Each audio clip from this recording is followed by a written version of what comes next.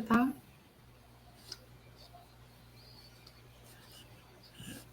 Então, boa tarde a todas as pessoas aqui. Nós estamos abrindo a mostra plataforma Narrativas Indígenas no Nordeste no âmbito do ciclo Redes em Movimentos da Cinemateca do Museu de Arte Moderna do Rio de Janeiro. Eu sou a Marina Fasanello, pesquisadora, cofundadora e professora colaboradora do NEDS, um núcleo que está na Fiocruz, onde meu trabalho tem sido o de reconhecer o conhecimento sensível como episteme, isso para aprofundar o que a gente vai chamar das metodologias sensíveis e colaborativas na pesquisa. Uma estratégia na direção de descolonizar e curacionar a saúde coletiva. Eu venho originalmente de um centro de estudo, pesquisa e publicação de histórias da tradição oral, uma escola de contadores de história, onde nós reconhecemos o cinema e a sua equipe de produção como se eles retomam, com os recursos tecnológicos atuais, uma função muito antiga, que eu diria que é simultaneamente mágica e educativa, que é a função de contar histórias. Até assim, de forma diferenciada, de outras narrativas, como a poesia, o romance, a filosofia, mas estamos contando histórias, numa perspectiva, eu diria assim, mais social e crítica, o cinema, em especial, eu diria, o filme documentário, ele tem sido um lugar privilegiado tanto para refletir sobre os efeitos perversos da atual sociedade capitalista e colonial, mas também para circular ideias para um público mais amplo sobre outras formas de ver, outras formas de viver nesse mundo, uma forma que é a mais conectada à natureza, eu chegaria até a dizer uma natureza almada, uma natureza que tem alma, e também a vida em comunidade. Essa mostra, ela nasce inspirada na mostra Maracá, que foi de curadoria do Sérgio Borges, um evento que foi criado para visibilizar, para discutir e também fortalecer a produção audiovisual indígena no Nordeste, no norte de Minas e também no Espírito Santo, mas também os seus coletivos, os seus realizadores indígenas. Esse espaço que a gente chama, essa mostra, a gente chamou de uma partilha e exibição da produção indígena. Ele faz parte de um projeto mais amplo, que foi a criação de uma plataforma Narrativas Indígenas do Nordeste. Essa plataforma ela abriga um acervo audiovisual indígena com o objetivo também de não só de dar visibilidade, mas como ela está no âmbito de um projeto de pesquisa e dentro de uma instituição de pesquisa de saúde, ela tem o objetivo de ser um espaço de diálogo intercultural, uma troca de experiências e também de visibilidade das lutas por saúde, por direitos territoriais e por dignidade desses povos indígenas.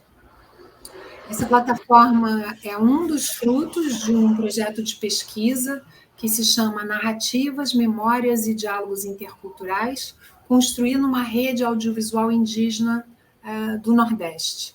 Ela já está na sua segunda edição, essa pesquisa, foi construída e coordenada, ou seja, ela está sendo, continua sendo construída e coordenada pelo pesquisador André Monteiro, da Fiocruz de Pernambuco, por mim, Marina Fasanello, como eu já tinha dito, e por dois pesquisadores dos territórios indígenas, o Marcelo Tingui, que está aqui hoje com a gente, e o Kleber Chucuru do Ororubá, que vai estar num outro debate, um outro dia.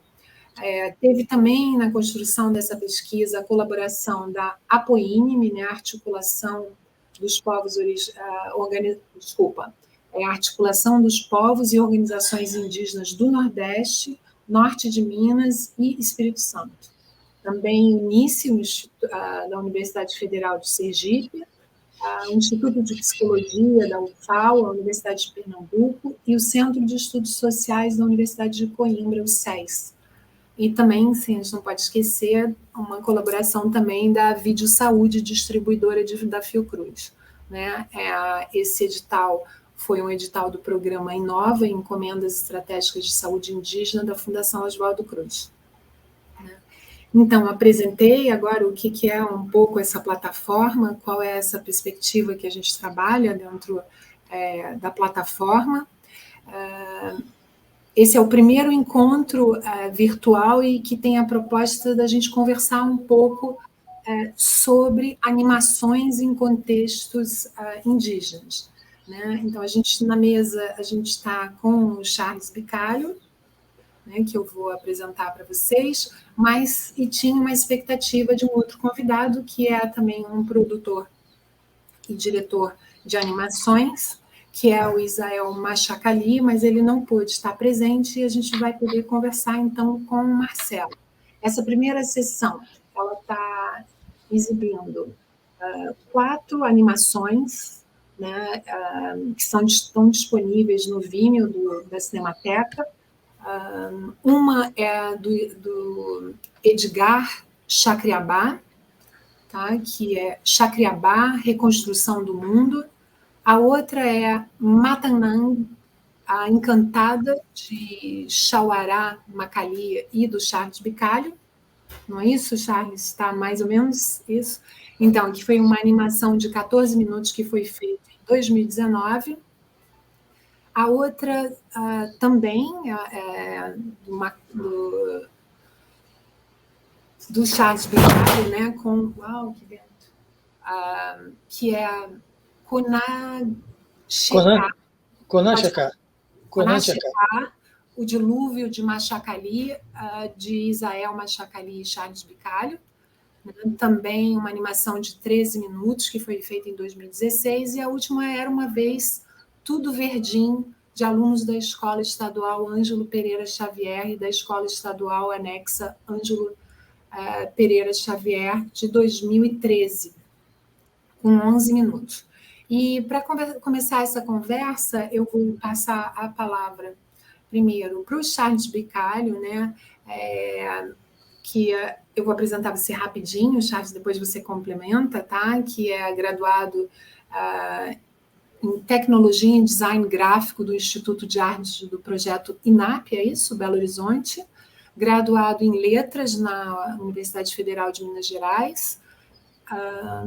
Especialização em pós-produção para cinema, TV e novas mídias no Centro Universitário UNA, de Belo Horizonte. Master of Arts em Estudos Literários na University of New Mexico, nos Estados Unidos, e doutorado em Estudos Literários na Universidade Federal de Minas Gerais. Ele é diretor, produtor, roteirista, diretor de curtas, membro fundador da produtora Pajé Filmes, que eu acho que ele vai apresentar para a gente, e professor efetivo da Escola de Design da Universidade Estadual de Minas Gerais, e ele realiza pesquisa junto com os povos indígenas Machacali há 27 anos. E, então, Charles, primeiro agradecer a tua presença aqui, vocês também têm alguns filmes na plataforma, né? Você vai se apresentar, mas eu queria também trazer uma reflexão para, no meio da tua fala, depois que você tiver se apresentado, e também o que você tiver assim, disposto a comentar, mas assim, trazendo um pouco para a perspectiva com que a gente trabalha, né? Eu entendo e eu diria que eu sinto que acontece com esses trabalhos, principalmente do cinema indígena, que é um tornar comum narrativas que são, assim, muito. Então, eu fiquei inspirada pensando na questão da animação, né, que são fruto de uma interseção entre os saberes e práticas tradicionais, que envolvem também o desenho, sem dúvida, e as tecnologias modernas. E aí eu fiquei pensando, né, como que estão promovendo e instigando a imaginação através desse trabalho, né, que instigam e que promovem essas reflexões, mas como construir essas redes que a gente está formando, que muitas vezes apoiam uma retomada desses saberes e práticas tradicionais, mas mantendo e tendo o cuidado, vamos dizer assim, até mesmo o respeito pelas cosmovisões, pelas formas de estar no mundo, desses saberes, dessas populações tradicionais, né? Como é que a gente lida com essas duas questões? Tá? É um pouco isso que eu queria conversar. Tiago, mais uma vez te agradeço pela tua participação e pela tua disponibilidade também com o filme de vocês, né? Comigo, então? Com você. Boa tarde. Obrigado, eu agradeço em primeiro lugar, muito obrigado pelo convite. É uma honra estar participando. Bom, então eu vou terminar de me apresentar. Você já falou um pouco, né, Marina, do meu currículo e tal. Eu gostaria de acrescentar aí, além do que você falou, é que eu tive uma experiência desde... Quer dizer, o meu contato com os povos indígenas aconteceu graças a uma experiência de implantação de escolas indígenas aqui em Minas Gerais, né? Por conta da Constituição de 1988, que garante uma educação diferenciada, etc. E a partir de 95 começaram a aparecer cursos de formação de professores indígenas no Brasil todo, visando aí a implantação de escolas indígenas em praticamente todos os estados do Brasil. E eu estava na UFMG na graduação nessa época e fui convidado para ser monitor de uma disciplina de formação de professores indígenas. E desde então eu passei a trabalhar com os Machacali, isso aconteceu em 96, então são 27 anos. Aí eu fiz minha carreira acadêmica toda pesquisando com os Machacali, desde iniciação científica, mestrado, doutorado, pós-doutorado, e até hoje eu continuo pesquisando com eles. Atualmente a gente está produzindo um terceiro filme de animação. Em julho agora a gente esteve na aldeia para fazer oficina de ilustração e gravar áudio.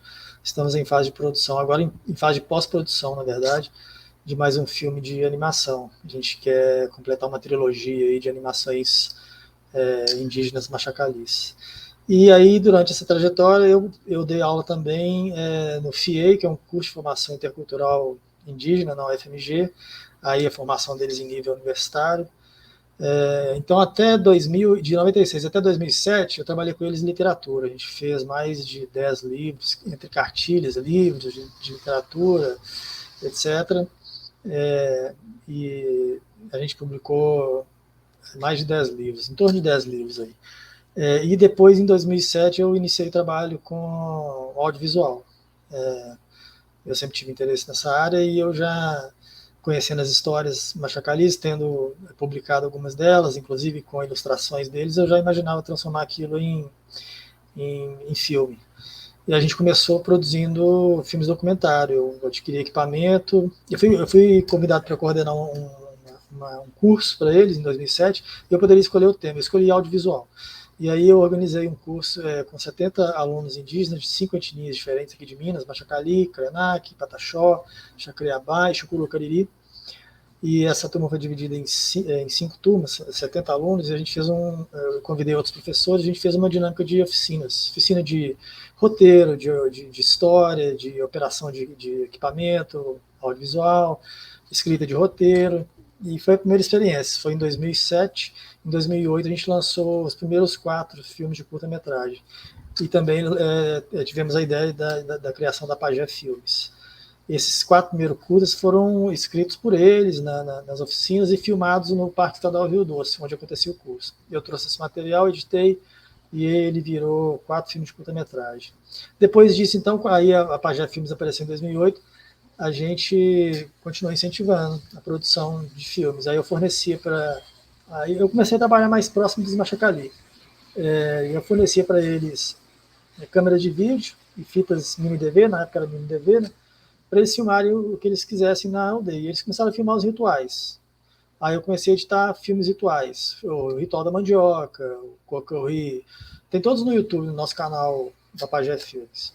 O Ritual das Lontras, principalmente o Israel filmava os rituais na aldeia e me entregava o material, o copião das fitas, e eu editava e transformava num filme de 15, 20 minutos, etc. Então são filmes documentários com foco em rituais, tradição Machacali. Aí a gente fazia tradução, os filmes são falados em Machacali, a gente fazia tradução, sempre faz para inglês, português, espanhol. Isso possibilita que os filmes circulem, né, em âmbito mais amplo. E aí a gente fez mais de 10 documentários, assim, com foco em ritual. Porém, eu tinha vontade também de abordar as histórias tradicionais que explicam o ritual. O ritual geralmente é uma ação, né, relacionada a uma história. Então, o ritual das lontras, por exemplo, tem relação com a história do dilúvio, porque na história do dilúvio deles é a lontra que é um personagem, e o índio estabelece uma amizade com ela, e depois essa amizade é sacrificada, a gente pode dizer, e vem um castigo por causa disso. Então, a lontra é um personagem dessa história do dilúvio, da versão deles do dilúvio. E por aí vai, todos os espíritos têm relação com uma história. Muitas vezes essas histórias, elas são assim fantásticas, né? Elas têm entes espirituais que têm superpoderes, etc. e tal. Mesmo a história do dilúvio, por exemplo. São histórias assim, com situações, né, difíceis de reproduzir num filme de live action, uma filmagem real, né? Além disso, a gente queria também experimentar com outras linguagens. A gente já tinha feito vários filmes documentários, e eu tinha interesse em filme de animação também.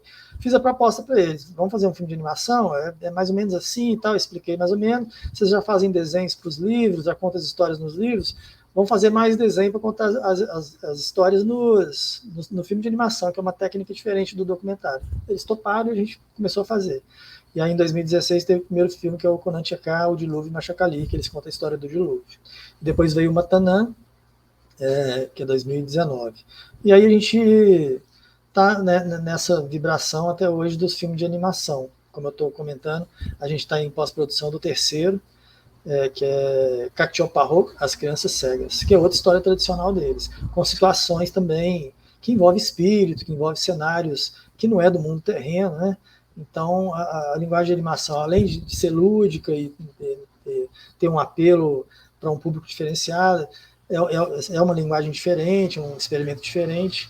Tem essa vantagem também de a gente poder mostrar no filme de animação coisas que, se fosse num filme de live action, a gente precisaria de uma superprodução, né?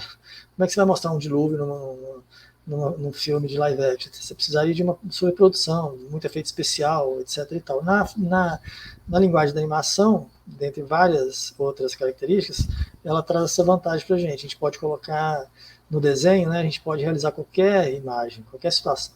Então tem essa questão.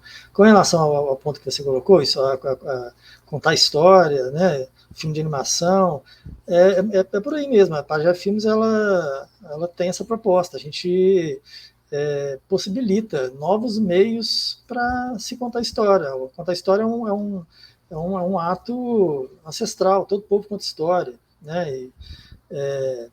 Os Machacali, como todos os povos indígenas, todo mundo sabe que eles têm essa tradição. Então, quando a gente começou a fazer livros, também a gente levou para eles outros meios, papel, né, escrito. No caso dos Machacalis, eles já tinham uma escrita quando eu os conheci, porque nos anos 60 um casal de missionários norte-americanos viveu com eles, aprendeu a língua e estabeleceu uma escrita com base no alfabeto latino. Então, quando eu os conheci, eles já tinham escrita deles, já tinha inclusive livro escrito espontaneamente. O primeiro livro que a gente publicou com eles era um livro escrito pelo Rafael Machacali, que já chegou com um livro escrito em papel ofício, com a letra dele, manuscrito, e os desenhos dele mesmo. A gente pegou aquele livro, traduziu para o português e fez um livro bilíngue. Então ele já tinha o hábito de escrever.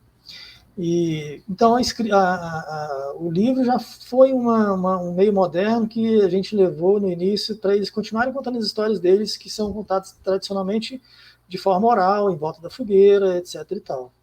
O livro foi o primeiro passo que a gente deu levando essa modernidade nossa para que eles pudessem contar as histórias deles. E depois veio o filme. Eles são povos indígenas de modo geral, os Machacali especialmente. Eu pesquisei com eles sobre isso no meu mestrado, no meu doutorado, etc.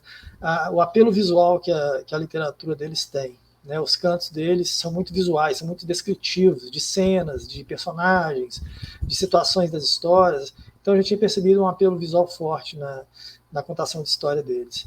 E aí a conclusão é lógica, né? O audiovisual vai dar uma contribuição para isso daí. Começamos a fazer oficinas com eles, explicando mais essa linguagem, né? Eles já tinham entendido a linguagem da literatura, como é que era fazer um livro. Agora o próximo passo foi entender como é que faz um filme. Aprenderam e começaram a fazer também. Gostaram da ideia. Agora já tem cineasta Machacali que faz filme por conta própria, né? No Brasil inteiro a gente já tem. O cinema indígena é uma novidade cada vez mais efervescente. Mas então eu acho que é isso. A tecnologia, ela funciona como um instrumento, né? Para que eles possam contar as histórias deles do jeito deles. Então, assim, os filmes indígenas, no nosso caso, a gente quer que eles tenham a cara mais indígena possível. Quanto menos interferência nossa, melhor. Então, os Machacali participam de todo o processo, desde a escolha da história até a escrita do roteiro, a pré-produção, com o design de produção, a escolha de decupagem, escolha de cores, todos os elementos que entram na composição do filme, som, a trilha sonora, os cantos que a gente coloca os cantos rituais que tem a ver com a história que a gente está contando, eles escolhem os cantos, eles cantam, a gente grava, as falas dos personagens, tudo é deles. Até na fase de pós-produção, criação de cartaz do filme, a gente faz tudo em parceria. Então é isso, a tecnologia audiovisual, ela é tecnologia digital, né? Ela é uma ferramenta para que a gente possa proporcionar para que eles continuem contando suas histórias agora no ambiente digital, né? É isso.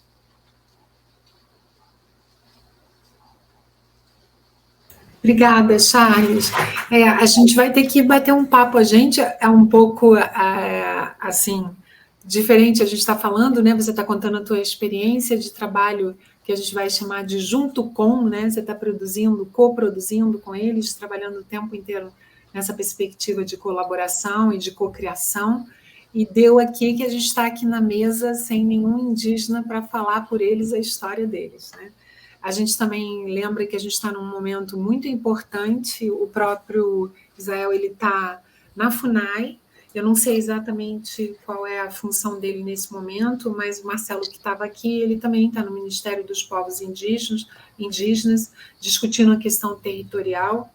Ele é um cineasta, jovem dos povos Xingu e Botó, com quem a gente vem desenvolvendo um trabalho há cerca de 3 anos, desde 2019.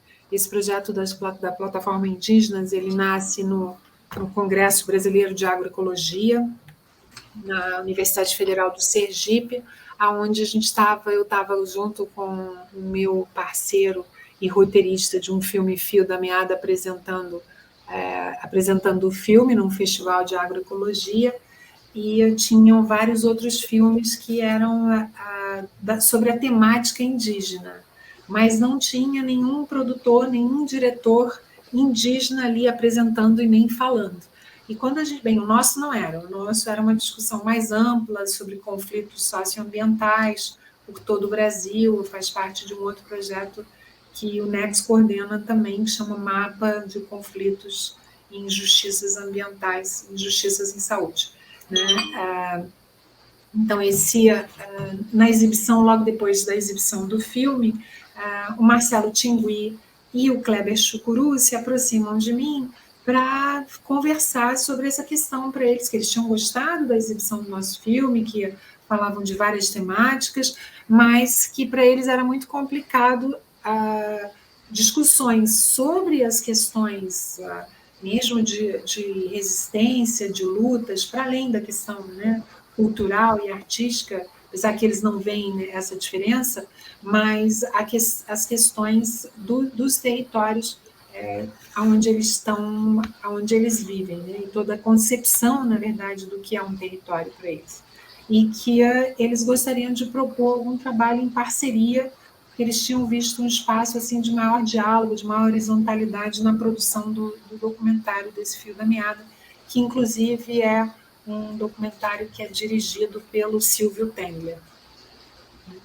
E daí nasceu a ideia da proposta, logo depois veio, isso era final de 2019, e logo depois veio a pandemia, e começamos a desenhar um projeto que só a construção do projeto e do que seria essa plataforma, quais eram as demandas, não só na área da saúde, mas como o audiovisual também podia apoiar as lutas, né, pelo próprio território, como eu tinha dito, a gente tem meio um mantra lutas de resistência por saúde, por dignidade e por direitos territoriais, né?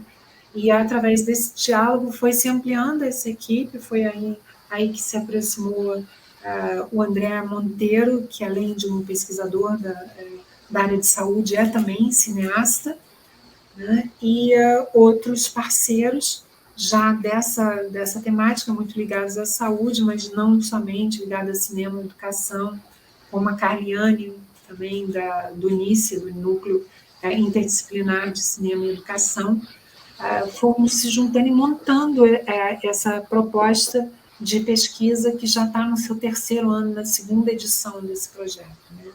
Que na primeira edição, o foco muito ficou em torno da construção dessa plataforma e da visibilidade desses audiovisuais, dessa produção audiovisual, mas também dos seus coletivos.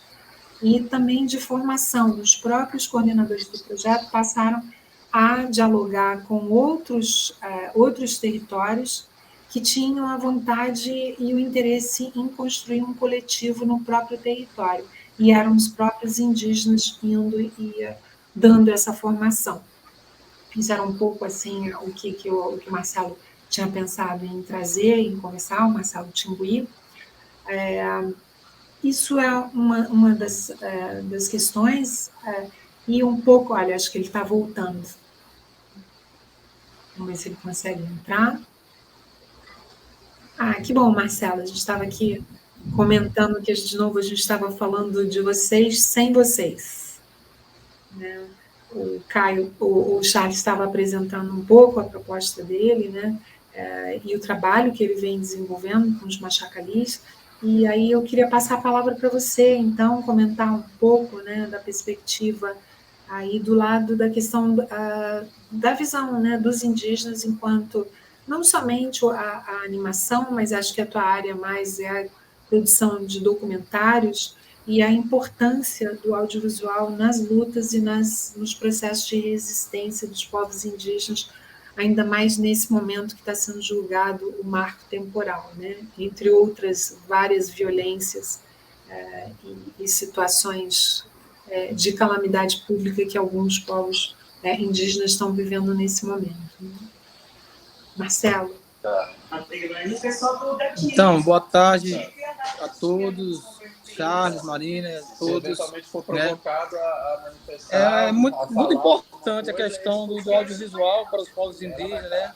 Tanto para a questão das políticas indígenas, de afirmação, para a questão cultural, ambiental, enfim, diversas pautas que o cinema indígena ele traz todo esse parâmetro de ideias e de diálogos, né? Então, assim, o protagonismo desse cinema feito por indígenas, né? Ele traz um olhar diferenciado do que foi muito falado e muito dito anteriormente sobre nós, né? Então, há estudos, trabalhos, ideias e ideologias sobre os povos indígenas no Brasil, né?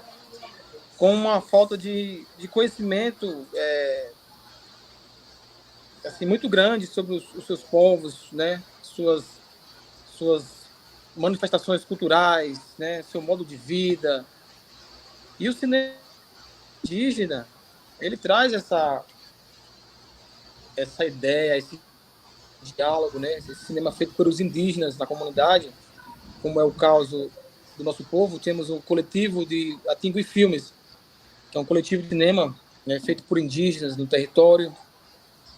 E, entre outros, como nesse projeto tem o Aurorubá Filmes, que é um coletivo também de cinema indígena do Nordeste, né, onde a gente protagonizamos essa rede de audiovisual indígena no Nordeste, com essa plataforma, com mais de 200 filmes.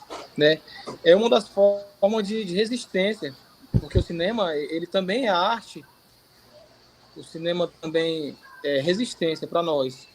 Então a gente aqui utiliza o termo cinema de guerrilha, né? Que é essa guerrilha contra o movimento do Estado sobre essa opressão. Então, assim, a gente tem essa ideia do cinema como uma ferramenta de resistência e de existência. que traz todas as nossas narrativas, traz toda a nossa ideologia, nossa forma de pensar, né, dentro dos territórios. Então, hoje em dia existem vários coletivos indígenas, né? A mídia hoje, a gente tivemos o entendimento que a gente pode trabalhar com essa mídia a favor, né, das nossas causas, a favor da causa no sentido global, né? Porque toda a nossa luta é referente à defesa dos territórios e, por fim, a defesa dos biomas, das águas, né? Da alimentação limpa, né? Da água para beber limpa, contra sempre a ideia ideológica do capitalismo que nos diz que nos traz essas propostas que nós, quanto povos indígenas, né, fiquemos a questionar qual é o sentido de civilização, né? Se realmente é importante ser civilizado, você tomar água com mercúrio, né? Se é importante você ter todas essas questões capitalistas que tá pondo em ameaça a nossa existência e subsistência nesse planeta. Então, o cinema indígena, ele traz muito isso, principalmente a parte documental, né? Traz muito esse modo de vida, não no sentido de travar travar questionamentos ideológicos, né? Mas na forma de diálogos, né? A gente estamos aqui para dialogar, né? Para mostrar outros meios, né? Outros meios ontológicos de se viver em um território, de respeitar esse território, de ter um entendimento cosmológico sobre um território. Então é mais ou menos assim, né? Esse cinema indígena no Nordeste, ele vem sendo forte porque a gente somos cinema e somos também mídia ativista. Esse cinema comunicação que realmente funciona, e daí a gente abrange para as políticas indígenas, para o ATL, né, que é o Acampamento Terra Livre, para a Marcha das Mulheres Indígenas, né? E aí existe toda uma rede de comunicação, existe a mídia ativista, existem os coletivos, as páginas na internet, para dar visibilidade a esses movimentos, para dar visibilidade a todas essas questões que é, mais uma vez, como eu digo, voltada para a questão do clima. O nosso debate é sobre o clima, né? O nosso debate é sobre alimentação saudável, sobre água potável. Então, a gente somos cinemas e mídia ativista. Mas a gente também fala um pouco sobre as dificuldades, né? Sobre fazer cinema hoje, fazer cinema indígena no Brasil. Porque, assim, a gente não somos egoístas ao ponto de achar que apenas o cinema feito por indígena é o cinema legítimo. Não. A gente tem a ideia, sim, de resistir, né, com outros que resistem, né? Então, existe a questão das parcerias de pesquisadores, porque o cinema é pesquisa, né? Os pesquisadores que fazem a pesquisa, né, que eu chamo de pesquisadores sérios, pesquisadores que fazem a pesquisa com os povos indígenas, quilombolas, enfim, com os povos, não para os povos, né? Como é a questão de muitos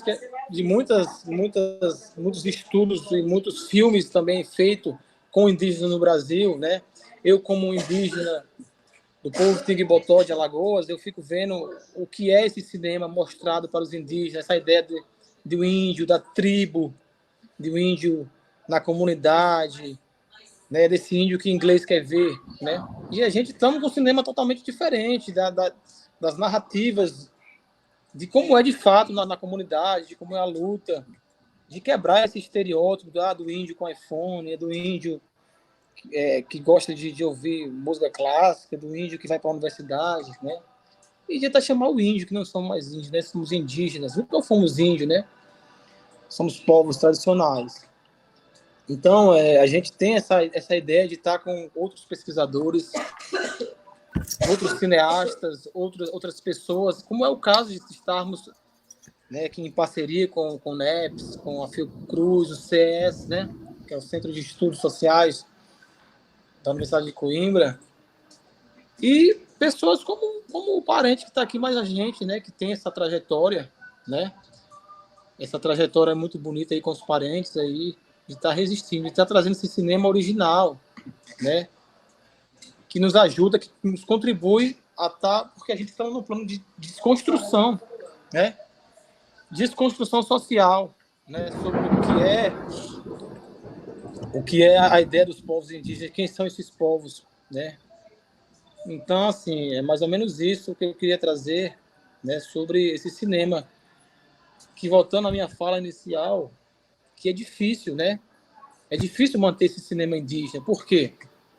Já vem na parte de colaboração, de capacitação, né, de programas, que o Estado não traz mecanismos de programas para essas comunidades, né? Os editais que são especificados pelo Estado, pelos ministérios e tal, e por algumas iniciativas privadas, eles têm um público-alvo, né? Existe um modelo de edital que é feito para um público-alvo, que não são feitos para as comunidades tradicionais, que há uma forma rebuscada de escrita dos projetos que não é feito para os povos indígenas. Então, assim, o cinema ainda caminha muito pouco, porque há um caminho feito, realmente, um caminho feito de pedras, né? Para que ele seja mais acessível. Mas a ideia é que possamos desburocratizar todas essas questões para tornar esse cinema, essa mídia ativista mais acessível, para que mais e mais comunidades, esses 305 povos, né, com essa constelação de comunidades, possam sim, se utilizar desse cinema como uma ferramenta de resistência nos seus territórios, e estar denunciando e também trazendo essa arte. Então é isso, fico muito feliz pelo trabalho aqui no nosso conterrâneo. E é isso. Obrigada, Marcelo. Obrigada pela tua fala, né? Você traz vários elementos que são importantes tanto para a área da pesquisa, como você citou, né? O Marcelo como eu já tinha dito, ele é um dos coordenadores desse projeto de pesquisa que a gente realiza nos territórios Chucuru de Ororubá e Tinguibotó, Chucuru em Pernambuco, também em diálogo com Tinguibotó em Alagoas, né? Eu já trouxe um pouco qual é a perspectiva do que a gente trabalha com a questão do cinema. Queria que eu acabei não falando, agradecer muito à organização da Cinemateca, à organização do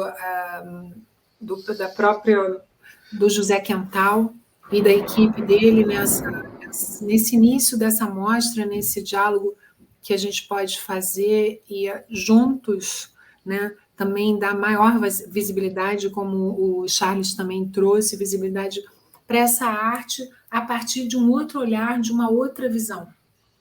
Né? Eu não sei como é que está funcionando aqui, se por acaso se vocês coletam questões, Tiago, que algumas pessoas que estejam assistindo que queiram fazer alguma pergunta. Né? E se não, tenho. Tá. O Thiago aqui dando aqui uma força. Então, você pode... Já tem alguma questão? Como é?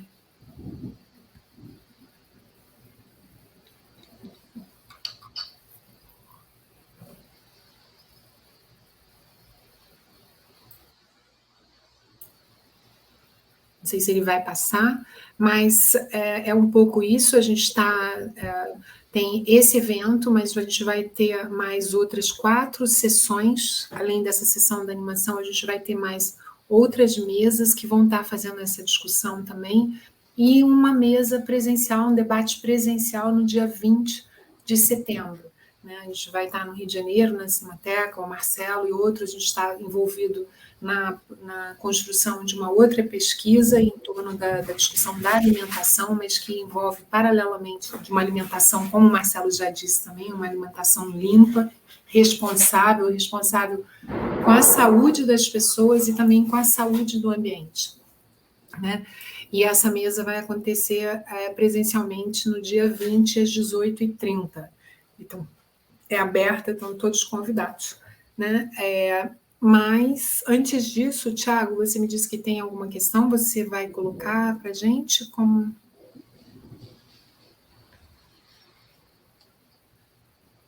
Bem, enquanto o Thiago está vendo isso, eu proponho assim que a gente continue aqui essa roda, essa conversa, né, a partir agora do que o Marcelo comentou. Charles, se você quer trazer mais algum tema que dialogue com a questão e traga também mais, porque a gente está numa mesa, né, falando sobre as animações. Você falou um pouco do desenho, mas você podia também comentar um pouco a importância desses desenhos em geral. Já eu diria, assim, em geral a gente trabalha nesse núcleo, a gente não tem uma especialização na questão e na saúde indígena, a gente trabalha com movimentos sociais e povos tradicionais diversos, né? Mas eu, enquanto vamos dizer assim, vindo de uma escola de arte, uma escola que vem a partir de uma perspectiva que Paulo Freire já iniciou, Fausto Borda, dialogando sobre a importância da arte, também fundamentada na perspectiva de John Dewey, da arte como experiência, a gente sabe de toda a importância da produção artística e do próprio desenho. Não sei se você quer falar um pouco isso, a diferença um pouco da questão do desenho, que você já começou a falar também um pouco do desenho nos próprios cadernos, que já eram um movimento natural, e na produção audiovisual. Eu acho que é uma expressão natural, né? E é uma expressão que assim tem um apelo diferente da escrita, né? A escrita ela é um meio mais artificial, o desenho ele é mais espontâneo. Até povos ágrafos, né? Os povos indígenas tradicionalmente eram ágrafos. Tinha um outro tipo de registro de escrita, grafismo, etc. Mas não é escrita alfabética, né? Os Machacali, por exemplo, eles foram alfabetizados no século XX. Até então eles tinham esse tipo de registro de desenho, grafismo e desenho figurativo. Então isso é uma expressão espontânea. Qualquer pessoa, né, em qualquer lugar do mundo, ela tende ao desenho. É uma técnica, né, de representação que é muito espontânea do ser humano. E bom, na aldeia, por exemplo, a gente vê desenho nas paredes, em qualquer lugar, né? No corpo, no próprio corpo. Existe a tradição da pintura corporal, dos povos originários e tal. Então, eu acho que foi um caminho natural, porque o problema é que a escola, porque quando eu tive contato com os Machacali foi através da escola, foi para montar a escola dentro das aldeias. Então, a escola é o lugar da escrita, né? Não tem como fugir disso. Então, esse processo começou através da escrita. Eles já tinham escrita também, né? Foram alfabetizados lá. Então, o processo começou através da escrita, porque era um projeto escolar. Mas depois, com a facilidade também dos meios de produção audiovisuais, a gente chegou nesse termo, né? Fazer desenho animado. O desenho já é uma tradição, já é uma expressão espontânea. Os meios de produção, a câmera, computador, programa de edição, finalização, tudo, ficou muito mais acessível. Quando eu comecei com eles em 1996 não era tanto, mas quando chegou nos anos 2000 já estava muito mais acessível comprar câmera, ter computador, programa de edição, etc. E tal. Então a gente aproveitou, né, essa onda do digital. E a vantagem da revolução tecnológica, né?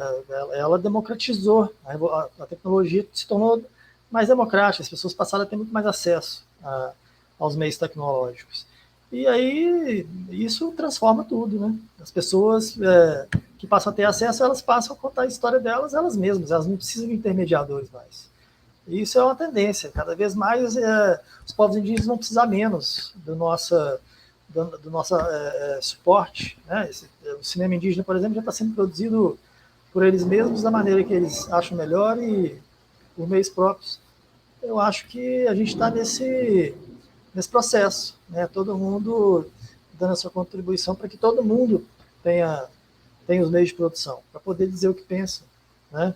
Por conta própria, sem precisar de tutela, sem precisar, como o Marcelo colocou, o Estado, né? Fugindo um pouco, né? Ou pelo menos barrando um pouco da opressão do Estado, porque o Estado ele é assim mesmo, né?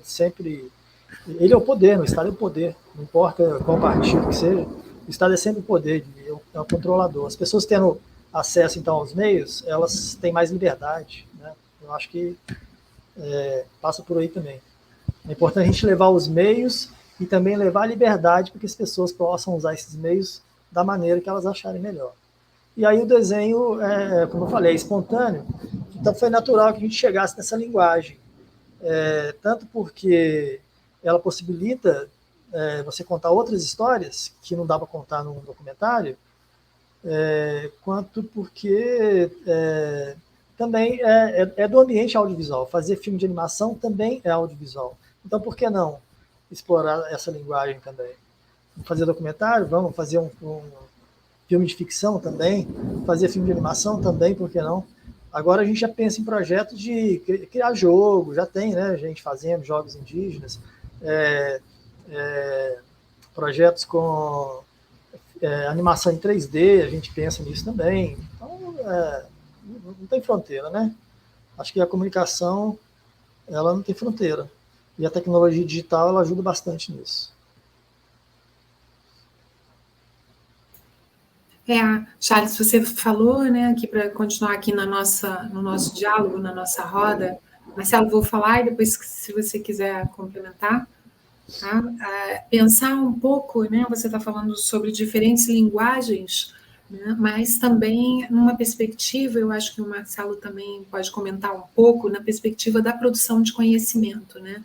O quanto a gente faz esse diálogo com essas tecnologias, esses recursos tecnológicos para dentro da aldeia, mas também o quanto o conhecimento e os saberes tradicionais, eles ajudam a o que é uma expressão que a gente vai usar, que é o coracionar a academia, né? É trazer outros elementos, não só o artístico, como o afetivo, para dentro da produção de conhecimento, né? Sem essa separação de uma objetividade e uma visão mais rígida do que é a produção de conhecimento, né? A gente parte de uma perspectiva, de uma ideia que a gente vive uma crise civilizatória, que a gente busca uma transição paradigmática, e essa transição paradigmática e esse enfrentamento dessa crise, ela perpassa por esse diálogo com saberes ancestrais e conhecimentos tradicionais, né, que vão trazer algo que,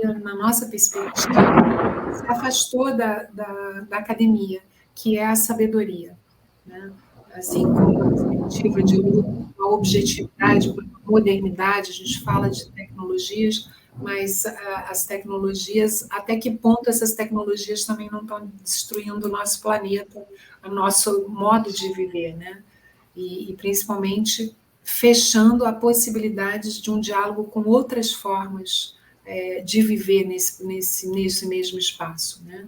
Que a gente não tenha um modelo único, não só de produzir conhecimento, mas também de viver nesses espaços, né? Eu acho que esse diálogo que a gente vai chamar de um diálogo intercultural, e por meio também de diálogos interdisciplinares, diferentes áreas, a área do cinema, a área da literatura, mas também a área da saúde, e várias outras áreas que a gente trabalha, da agronomia, da agroecologia, o quanto esse diálogo é rico para a própria academia, quanto para os povos tradicionais, né?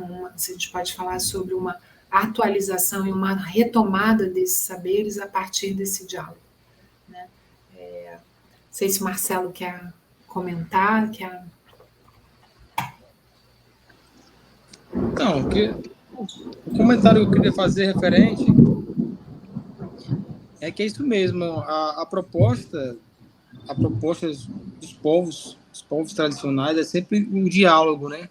A ideia de dialogar para encontrarmos novas formas, né, de vivência nesse mundo, de viver nesse mundo, né? As antologias que os povos, os ensinamentos, talvez se o Estado como um todo tivesse se colocado a ouvir mais aos povos tradicionais legítimos desse território, talvez estivéssemos em outro lugar no momento.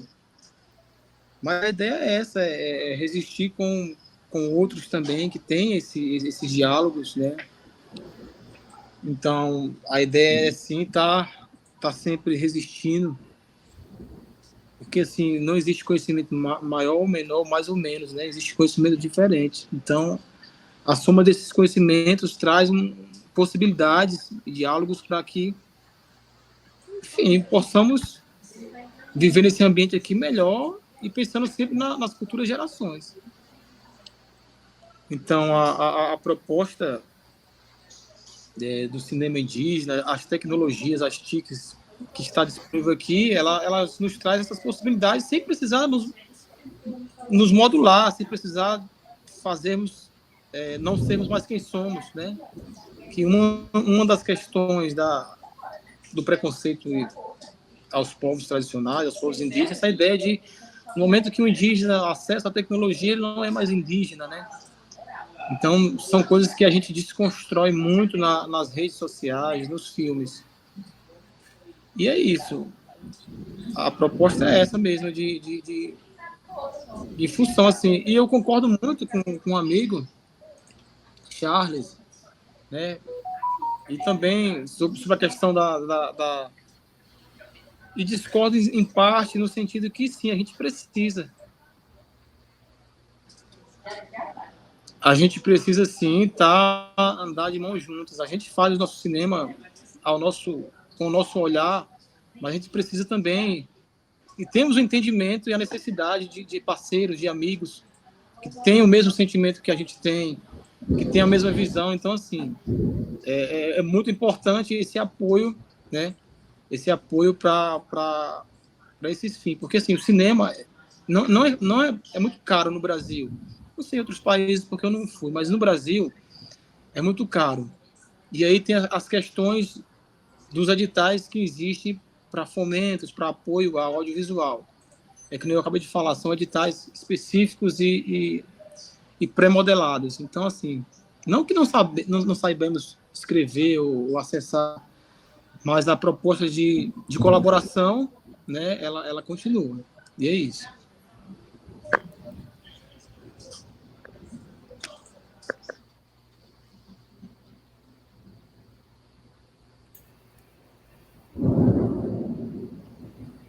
Charles, você quer? Eu acho que é isso mesmo. Acho que a tecnologia ela tem que estar acessível, né, para todo mundo. Porque se ela está acessível, as pessoas podem, cada um, né, se apropriar dela e usar ela da sua maneira. Eu acho que o importante é isso. Que cada um se aproprie, né, que se torne autor. A ideia de etnografia, por exemplo, ela não faz muito sentido nesse caso, né? Eu não considero quer dizer, eu não acho que esse trabalho seja etnografia, né, no sentido tradicional. É o que se costumava chamar de etnografia, né? Porque você está conhecendo povos, culturas diferentes através da produção deles. Mas não é a etnografia naquele sentido de que um povo tem o outro como objeto, né? É uma coprodução. E aí se dá pelo viés da cooperação e pela criação artística, né, conjunta. E aí, quando você cria uma obra, inevitavelmente essa obra ela é veículo de informação etnográfica, de informação cultural de todo tipo, né? A gente a gente aprende até com os povos indígenas mesmo, que não tem diferença. Quando você faz um filme, você está trazendo ali vários outros conhecimentos que é da tradição, né? Você traz conhecimentos sobre botânica, sobre geografia, sobre saúde. Está tudo interligado. Na cultura indígena está tudo interligado. A cultura indígena não faz a separação que a gente costuma fazer na academia, que cada um estuda uma área, né? Todo o conhecimento ele está interligado. Então, é uma epistemologia interdisciplinar naturalmente, né? Então, fazer filme é produzir conhecimento. Seja filme de documentário, seja filme de animação. Um filme de animação ele é um documento da cultura, da mesma maneira. Um filme de ficção, um longa-metragem de ficção, ele é um documento de uma cultura. Se você assiste um filme sei lá, você assiste até um blockbuster que você assiste, você tem uma ideia da cultura de quem o produziu, né? Na época que ele foi produzido. Então, toda produção cultural, ela é um documento da cultura. Eu vejo dessa maneira. Então, fazer um filme de animação, ele é um documento também. Você poderia escrever uma dissertação, escrever um artigo sobre o mito do dilúvio, dos Machacali, sobre a história tradicional da Matanã, como a gente fez os filmes. Só que, ao invés de escrever um artigo ou uma tese, a gente fez um filme sobre isso. E é um filme de animação, feito por eles. Então, é um documento também da cultura. Eu vejo assim. Eu acho... Tem até uma questão aqui que colocaram para a gente. Acho que a gente pode ver essa questão e depois a gente segue também, acho que já para o fechamento aqui da nossa mesa pelo tempo. Né? É uma questão que eu acho que seria bastante assim para você, Charles, porque vai falar exatamente das crianças Machacali, né? E a pergunta: as crianças Machacali também participam desses projetos de animação dos Machacali? Participam, assim. Quando a gente faz oficina de ilustração, principalmente na aldeia, oficina de ilustração e de gravação de áudio, as crianças participam, fazendo desenho e cantando para a gente gravar os cantos. Eventualmente, alguma fala de personagem que foi infantil, a gente coloca a criança para falar. Então, tem a participação, sim. Geralmente, a gente escreve projeto e consegue a verba e vai para a aldeia fazer a produção. E aí eu tenho as pessoas contratadas na aldeia. Mas, mesmo quem não está contratado dentro do projeto, participa. Não tem limite para isso. Pessoas idosas participam, crianças, todo mundo participa, porque é um evento que acontece na aldeia, né? Tem uma equipe lá para fazer um filme. Então, quem quiser participar, participa. Tem muita criança que participa. E nos nossos filmes também, os cantos, se vocês perceberem, tem vozes infantis também. Então, as crianças também participam. E aí, filme de animação, né? As crianças adoram. Tem um apelo infantil, né? Sempre teve. E era uma demanda que existia na aldeia. As crianças gostavam de assistir os filmes que eles faziam, os filmes documentários. Mas eles sempre gostaram também de ver, de vez em quando, na televisão, filme de desenho animado. Então, quando a gente chegou com a possibilidade de produzir um filme de animação feito por eles, aí foi um interesse enorme. E tanto gostaram que a gente já está no terceiro.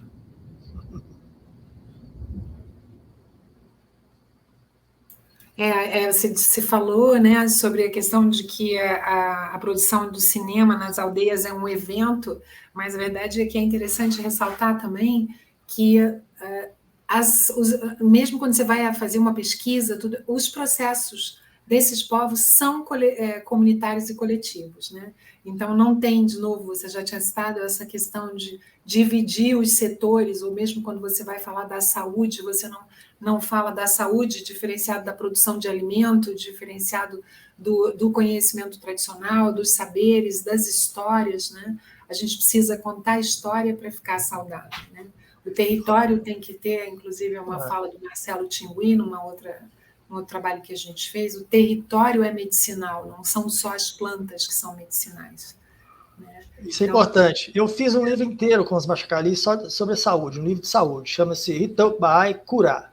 É um livro que a gente fez voltado para os funcionários da FUNASA que trabalhavam com eles. Então, é um livro inteiro. Tem na internet. Se você colocar PDF aí eu posso colocar, inclusive aqui vou colocar no chat aqui o nome do livro, vocês podem procurar.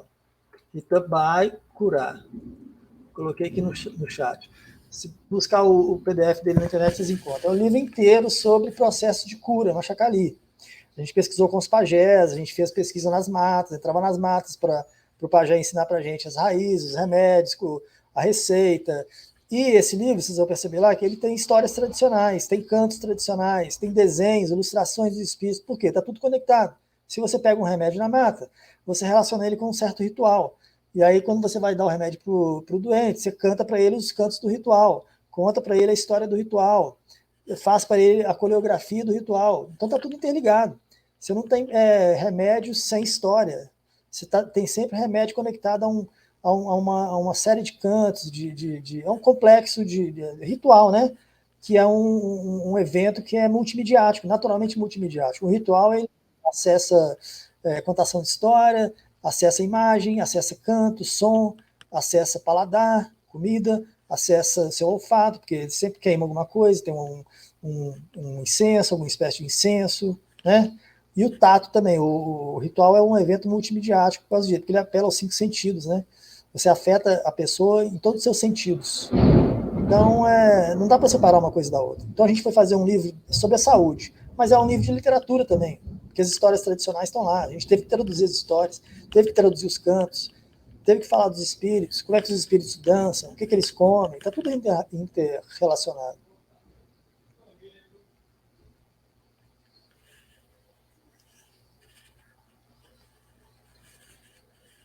Marina saiu? Então eu acho que é isso. As coisas não se separam, né? E a arte também, que é a expressão, ela expressa tudo junto também. Você vê no filme do Matanã, que é o nosso segundo filme de animação, é uma história da Índia Matanã que perde o marido, né? O marido vai para a terra do espírito, ela quer ir atrás dele. Em determinado momento, qual que é a situação em que o marido dela morre? Eles estão colhendo batata. Eles estão na roça colhendo batata. É um alimento. Então, já apareceu um fator aí muito relacionado à saúde, né? Que é a alimentação. Eles estão colhendo batata, um contexto de produção de alimento e que tem a ver com a saúde. Então, tá tudo interligado. Na hora que vai fazer o ritual, tem ingestão de determinados alimentos também, né, para fazer o ritual. Então, né? Então, tá tudo interconectado, não tem como separar. A gente separa na academia porque é uma metodologia, né? Metodologia. Mesmo na nossa vida de quem não é indígena, as coisas também não estão separadas, elas estão interligadas, né? A gente separa para efeito de estudar, de analisar, mas na prática a vida é tudo misturado, né? É uma das formas de estudar, né? É. Mas que por um lado e por exemplo, no próprio audiovisual que a gente está discutindo aqui, está tudo interligado e assumidamente interligado, né?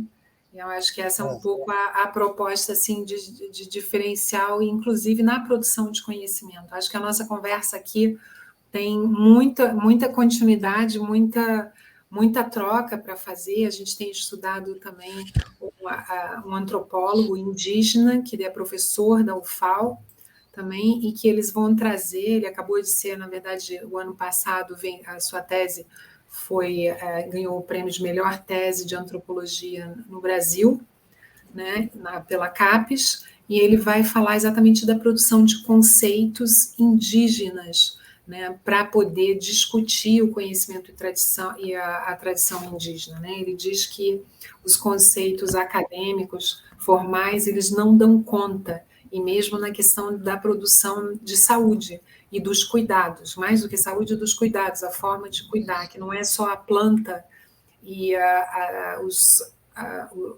vamos dizer assim, a manipulação de um laboratório, ela não atinge toda a dimensão espiritual e de reza que eles produzem no momento da cura e do cuidado através da medicina indígena, né? Então, a gente teria muitos assuntos e muitas coisas interessantes para trocar aqui. Eu acho que a gente está chegando na nossa hora.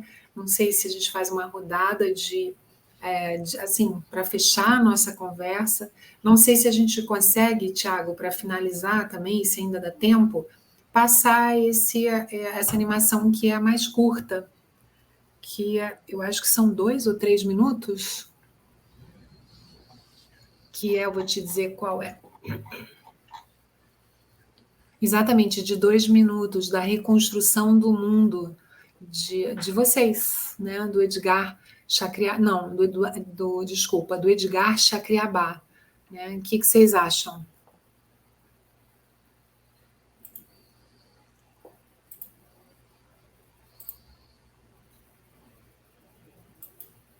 Vocês querem fazer uma fala para a gente se despedir? Em seguida a gente passa, para a gente falou tanto, mas mostrar um pouco?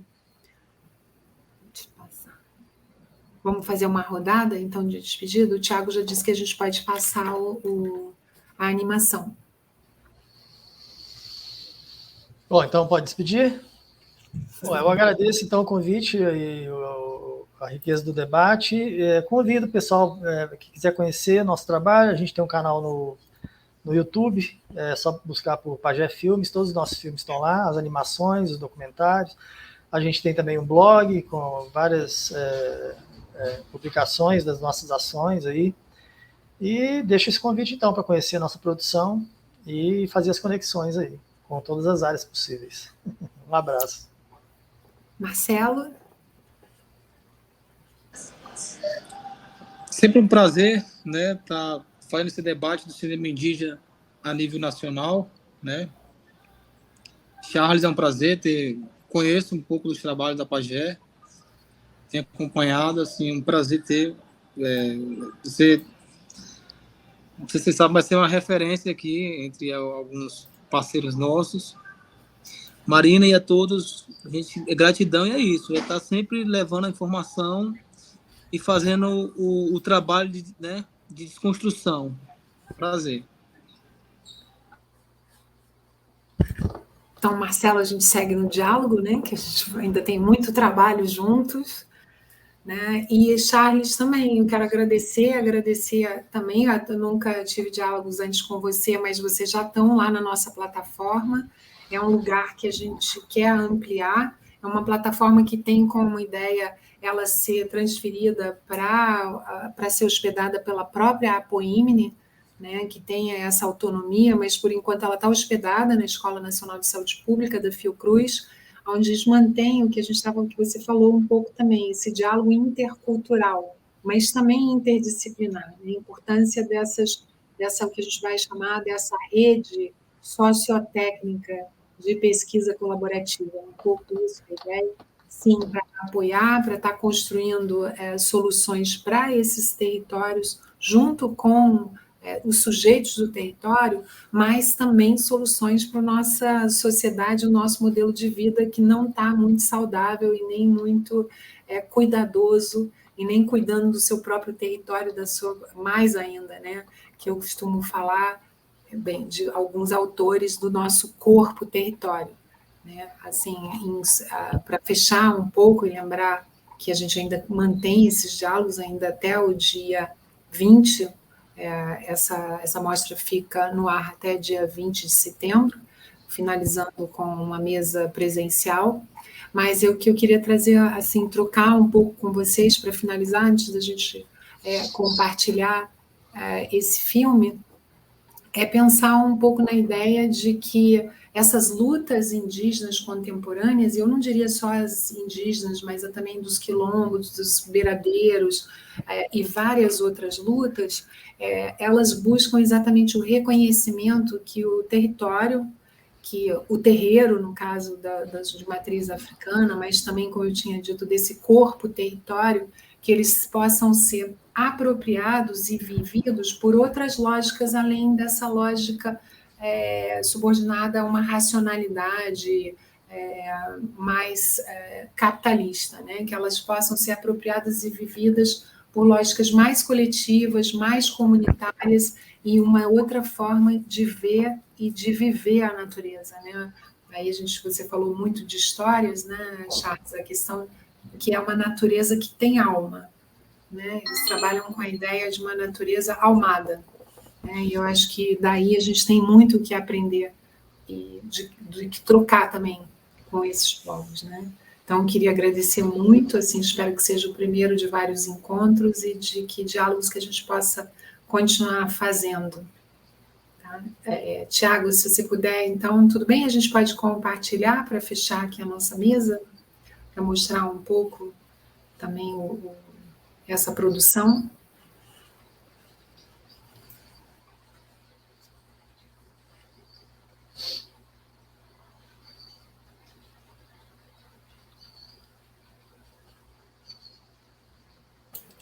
Já te enviei o link.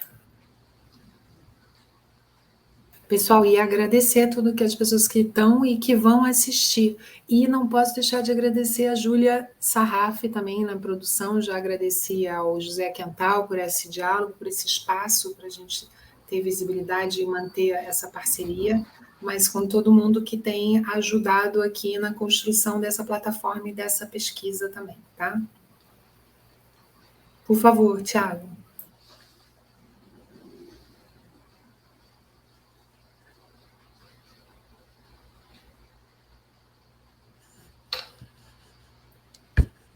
Pode sim, pode transmitir. Ah, é autorização?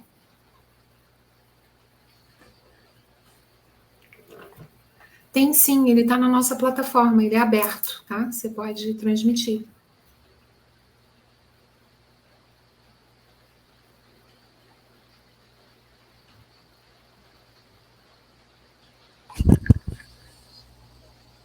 Ou mesmo que a gente está tendo...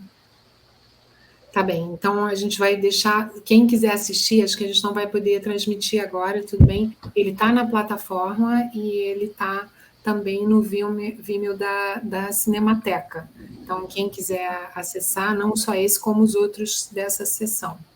Tá bom? Então, eu quero agradecer a presença de todos aqui e seguimos aqui.